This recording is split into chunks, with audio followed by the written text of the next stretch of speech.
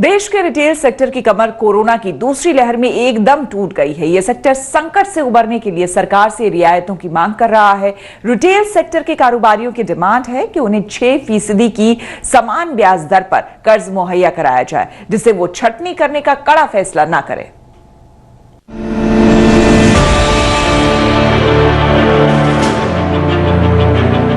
देश में कोरोना की दूसरी लहर जमकर तबाही मचा रही है। इसके चलते ज्यादातर बड़े शहरों में लॉकडाउन लगा हुआ है।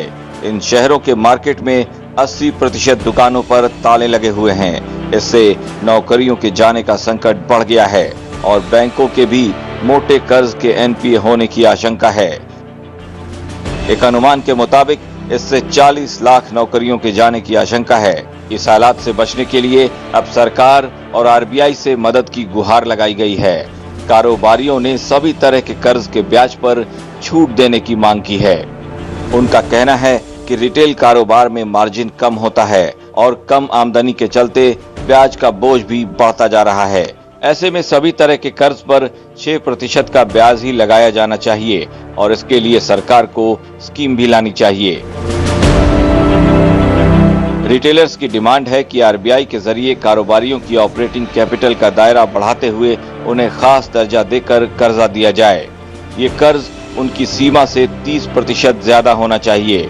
इससे लॉकडाउन और सख्त कर्फ्यू जैसे हालात में भी कर्मचारियों को तनख्वाह दी जा सकेगी। साथ ही रिटेल कारोबारियों के लिए emergency credit line guarantee scheme दायरा बढ़ाने की मांग की गई है। वहीं 6 महीने तक के लिए गए कर्ज के प्रिंसिपल और ब्याज पर मोरेटोरियम की मांग की गई है। अगर कुछ करना ही चाहते हो, अगर कुछ वाकई में सरकार कुछ करना चाहती है बिजनेसेस के लिए, तो उनको कुछ इस तरह से सपोर्ट करे कि उनको कहीं ना कहीं एक बूस्टर मिले।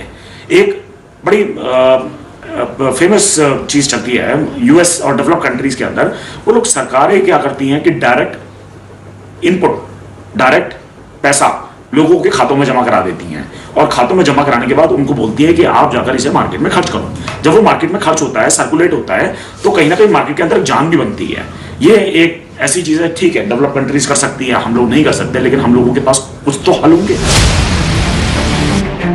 एक अनुमान के मुताबिक देश के रिटेल सेक्टर में करीब 2.5 लाख करोड़ रुपए का निवेश है। अगर मौजूदा हालात के मद्देनजर सरकार और आरबीआई की तरफ से फौरन कोई मदद नहीं दी गई तो 75,000 करोड़ रुपए तक का निवेश एनपीए हो सकता है। इस क्षेत्र में प्रत्यक्ष और परोक्ष तौर पर जुड़े दूसरे क्षेत्रों में भी नौकरियां जानी शुरू हो जाएंगी। इसमें अकेले टेक्सटाइल क्षेत्र की ही 10 लाख नौकरियां शामिल हैं।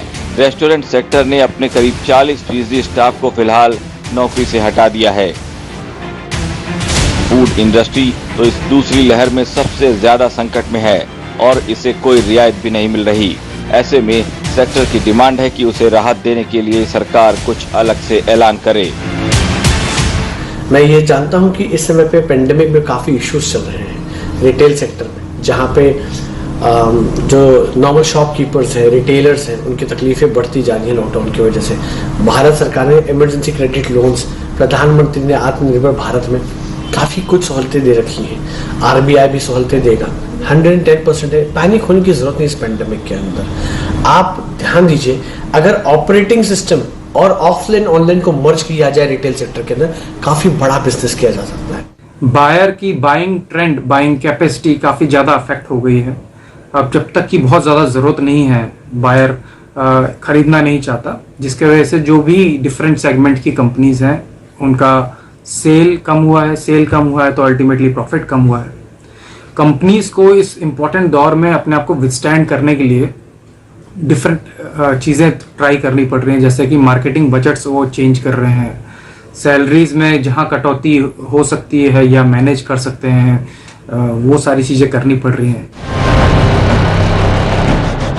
ऐसे में सरकार को इस सेक्टर को संकट से निकालने के लिए हर तरह की कोशिश करनी ही होगी।